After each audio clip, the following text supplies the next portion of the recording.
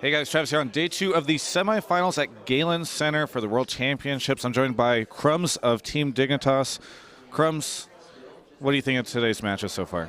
This was the most anticipated match of the semifinals. Royal versus Fnatic is the one that nobody really knew what was going to happen. Very close.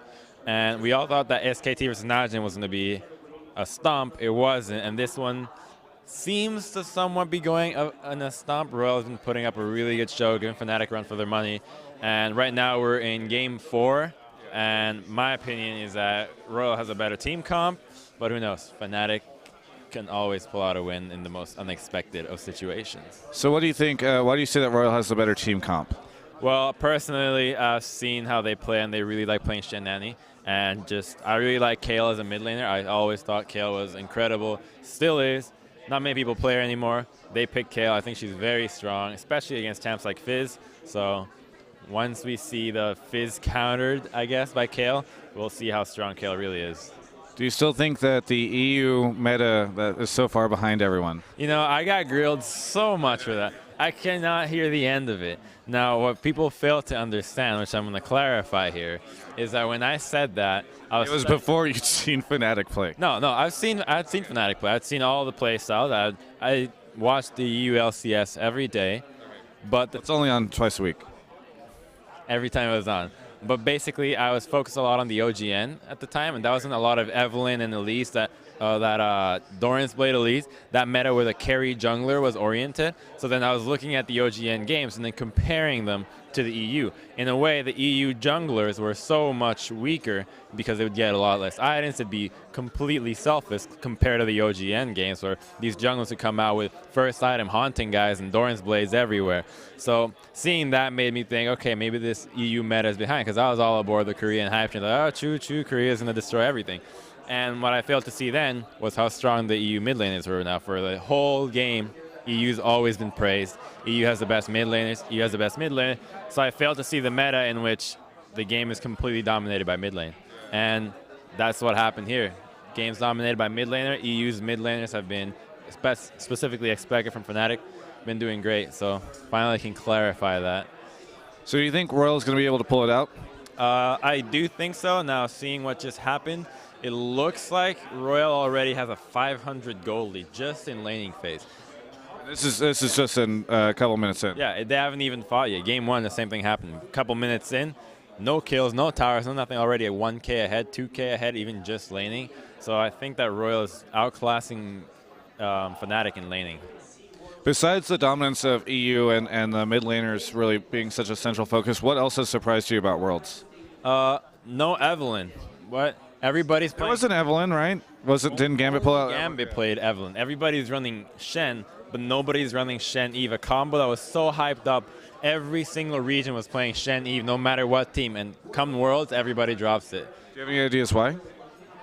I mean, I guess even the pressure she applies pre-6 has no CC, but she's got so much damage, and I feel like she's such a strong champion, and it really disappoints me. Oh, that's first blood right there. Go from there. Tabe giving up that first blood. Pulling a Cloud9, sacrificing the support. Yeah, you know, I really think Eve should have seen more play. Like right now, imagine that comp with Evelynn. Like, oh my god, that's disgusting, but I don't know. I guess nobody likes being that asshole that's playing Eve. So yeah, that asshole. So SKT might go up against Royal based on what we've seen so far. Who do you think wins that matchup? I think SKT would lose.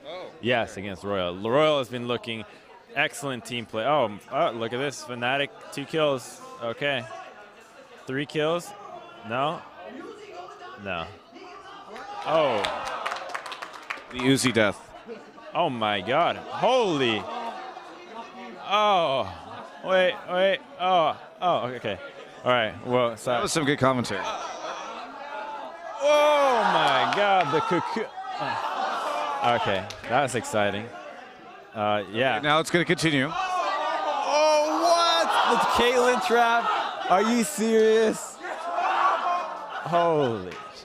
Can you believe that? I can't believe that. That's pretty ridiculous. These games, as we've gotten into the quarters and the semis, have been insane. You picked a bad time to do an interview, Trap. No.